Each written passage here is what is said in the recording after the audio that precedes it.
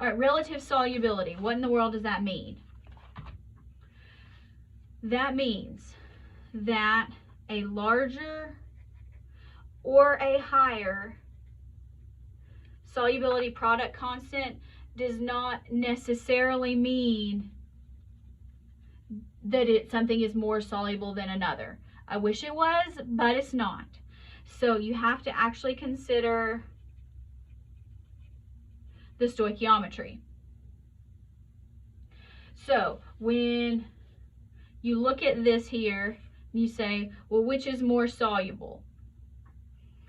Well, if you look at these things here, just your solubility products, you're going to go, well, this is it, and then this one, and then this one. That's what you think. Well, we're sort of right. But what you actually have to do is from your solubility product, if you're going to compare what is more soluble than something else, you have to actually calculate the molar solubility. So this would be S. So you need to calculate S. You can compare S values appropriately. You cannot always compare KSPs. It may or may not mean the same thing. So you can say that magnesium hydroxide is more soluble than iron 2 carbonate, and because the stoichiometric ratio is 3:2, because here there's 3 ions, here there's 2, here there's 2 ions. That's where things get a little bit weird. So this has 3 ions that are going to dissolve 1 magnesium, 2 hydroxides. 1 plus 2 is 3. This has 3. 1 plus 2 is 3. 1 and 1. Calcium fluoride is also more soluble than magnesium hydroxide. In that case, their stoichiometric ratios are 3:3. You can try to look at things with this. I find it easier just to do the math and calculate molar solubility and compare those. These you can compare directly. KSPs you can't compare directly. All right, turn the page. The common ion effect. This is where when you have like the acid and the conjugate base in the solution, so if you mix acetic acid and sodium acetate, they both have an acetate ion. That's what that means. So that is going to affect solubility. Generally speaking, the solubility of an ionic compound in a solution is lower when that solution has an ion that is in common with the salt you're trying to dissolve. So, versus impure water. This has to do with Le Chatelier's principle. So again, this is an equilibrium process. Now, not that one. All right. So let's find what is the molar solubility of calcium fluoride in a solution that has sodium fluoride. What do both of these have in common? Fluoride. So it's going to matter. We're going to account for that when we create our ice table. So start the same way each time. Write your dissolution equation. CaF2, solid. Ca plus 2, 2 fluorides. KSP is going to be calcium fluoride ion squared. Make sure you can write those equilibrium expressions. Next thing, make the ice table. Initial change equilibrium. This is going, we're gonna say this is gonna dissolve completely. Sodium doesn't matter, it's not in common, but the fluoride does matter. All right, so when we initially put this in solution, we don't have any calcium, but we do have fluoride. So 0.1. So it's a change in the initial ones. Change, this is going to be plus solubility plus 2 times the solubility. So you have S, and you have 0.1 plus 2S. Ooh, that's interesting, isn't it? All right. Now, the good thing is the M over K for X is small works with S as well. So we're going to make the math easier. So let's plug and chug.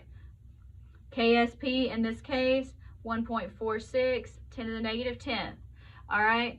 If we divide 0.1 by this equilibrium constant, do we get something greater than 100? Absolutely. Yes, we do. So we can use X is small or S is small in this case. So that equals S 0.1 plus 2S. We're going to square that. So if you really want to go through and do the math, or you can just mark that out. No, wrong one. I marked out the wrong one. And we keep the 0.1, S is small. Keep the 0.1. Let me rewrite that. 1.46, 10 to the minus 10, S 0.1 plus 2S squared. S is small, so it doesn't matter. So that means 0.01 when you square that times S, 1.46, 10 to the negative 10th. So that's going to go up 2 orders of magnitude when you divide by 0.01. 1.46 times 10 to the negative 8th is S. Make sure I get that right. 1.46, 10 to the negative 10th divided by 0.01. Yes. Now, let's compare some of these. Molar solubility of calcium fluoride in water. So we just figured out what it was in this solution. So this is our solubility. So in pure water, it is 3.32 times 10 to the negative 4th molar. So we need molarity. Notice this is 4 orders of magnitude lower. So if you think about Le Chatelier's principle, says if we have more products, we're going to try to get more reactants. So it's going to shift the reaction left. So that's exactly what we see happening. Versus when you have nothing here, reaction shifts right, so you're going to have more solubility. So if we're going to have barium sulfate, which one is it going to be the most soluble? All right, well, these molarities are the same, so that doesn't matter. We don't care about those.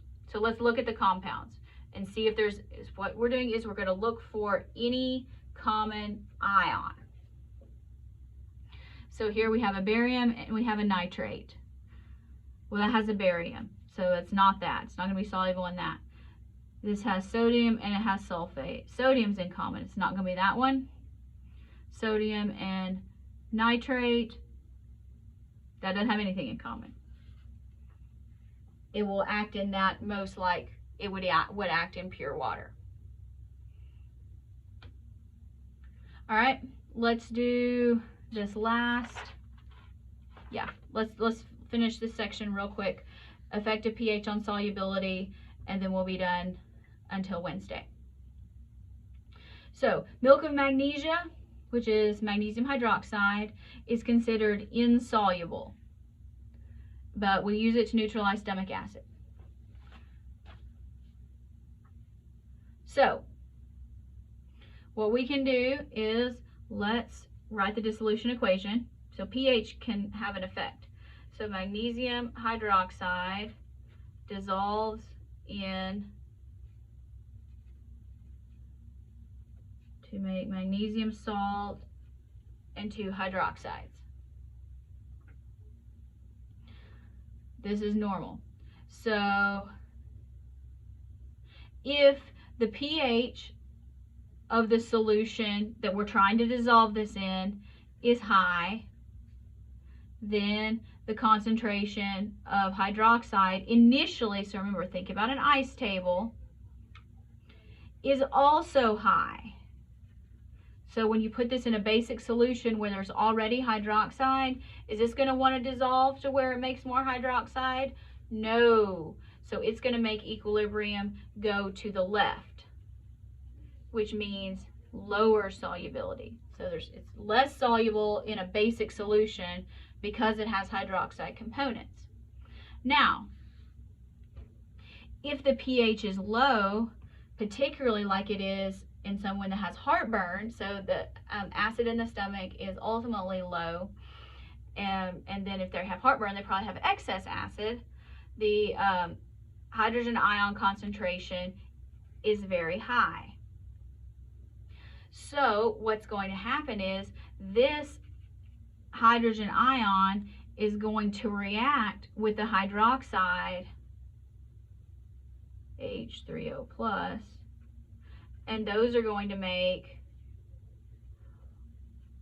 waters. So as this is happening, it's going to form water. So as this reacts with water, this hydroxide is disappearing. So our equilibrium is going to shift to the right, and that's going to replace, in order to replace this product. So we're constantly taking away products. So that's going to replace that.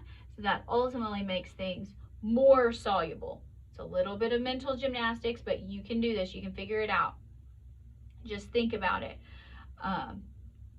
Hydroxide plus hydrogen ion makes water. You're removing products, so the reaction is going to shift to continue to make more products. So this is much more soluble in acidic solution, like in the stomach, which is what we're using it for, than it is in a basic solution, which this works both ways because we're trying to neutralize stomach acid. So we want to get rid of this. We also want to get rid of the acid. Water is good. Turn the page. Last little section here. Rainwater is technically acidic. And there it is.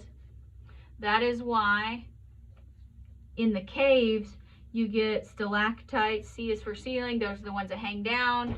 Stalagmites, G is for ground. Those are the ones that come up from the ground. That's not on the test, but that's how you remember which ones are which. So you have calcium carbonate, which is limestone in these caves. Rainwater, slightly acidic. So this here, this is the conjugate base of a weak acid, so that is going to be basic. So when we have acidic rainwater, it's going to react with this, and it's going to cause more of the solid to dissolve. So it's going to cause more solid to dissolve. But then as the water evaporates, because that's what water does, it's going to deposit the solid again. So that's how it happens. Anyway, that's just a practical application. All right, it is 10:40. I apologize for all of the crazy technology issues. I will try to work to have a good solution. I will be able to finish this in short order on in class on Wednesday. Let me leave this up for you. And then hopefully I'll be able to have a more interactive session. Otherwise, what we can do is, or if you want to either email me your questions, hopefully I can get Blackboard to work, but if it doesn't, then it doesn't.